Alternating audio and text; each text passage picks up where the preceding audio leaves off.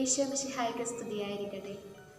മിശിഹായിൽ സ്നേഹം നിറഞ്ഞവരെ, ഉണ്ണിയേശുവിൻ്റെ പിറവി തിരുനാളിനായുള്ള ഒരുക്കങ്ങളുടെ ദിവസങ്ങളിലേക്ക് നാം കടന്നിരിക്കുന്നു. പ്രാർത്ഥനയിലൂടെയും പരിത്യാഗങ്ങളിലൂടെയും പുണ്യപ്രവൃത്തികളിലൂടെയും ഈ ഭൂമിയിലേക്ക് ഇറങ്ങി വരുന്ന നാഥനെ നമുക്ക് സ്വീകരിക്കാം. 1000 പുൽക്കൂട്ടിൽ 1000 ഉണ്ണി പിറന്നാലും എൻ്റെ ഹൃദയത്തിൽ അവനിടമില്ലെങ്കിൽ ക്രിസ്തുമസ് വെറുതെയാണ്. ക്രിസ്തുമസ് സന്തോഷത്തിൻ്റെയും സമാധാനത്തിൻ്റെയും സുദിനമാണ്. പ്രത്യാശയുടെ വാതിൽ തുറന്ന് സാഹോദര്യത്തിൻ്റെ ഒരു പുതിയ അനുഭവം ക്രിസ്തുമസ് നമുക്ക് പകർന്നു നൽകുന്നു.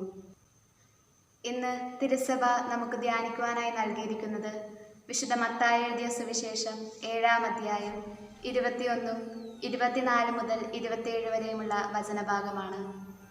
കർത്താവേ കർത്താവേ എന്ന് എന്നെ വിളിച്ചപേക്ഷിക്കുന്നവനല്ല, എൻ്റെ സ്വർഗസ്ഥനായ പിതാവിൻ്റെ ഇഷ്ടം നിറവേറ്റുന്നവനാണ് സ്വർഗരാജ്യത്തിൽ പ്രവേശിക്കുക. എൻ്റെ വചനം ശ്രവിക്കുകയും അവ അനുസരിച്ച് ജീവിക്കുകയും ചെയ്യുന്നവൻ പാറമേൽ ഭവനം പണിത വിവേകമതിയായ മനുഷ്യന് തുല്യനായിരിക്കും.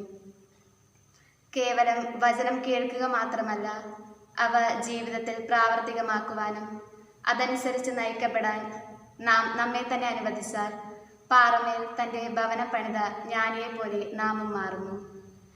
ഈ ദിനത്തിൽ എൻ്റെ ജീവിതത്തിൻ്റെ അടിത്തറ എങ്ങനെയാണ് എന്നും അവ ദൃഢവും ദൈവത്തിൻ്റെ വചനത്തിൽ അധിഷ്ഠിതമാണോ എന്നും നമുക്ക് ചിന്തിക്കാം.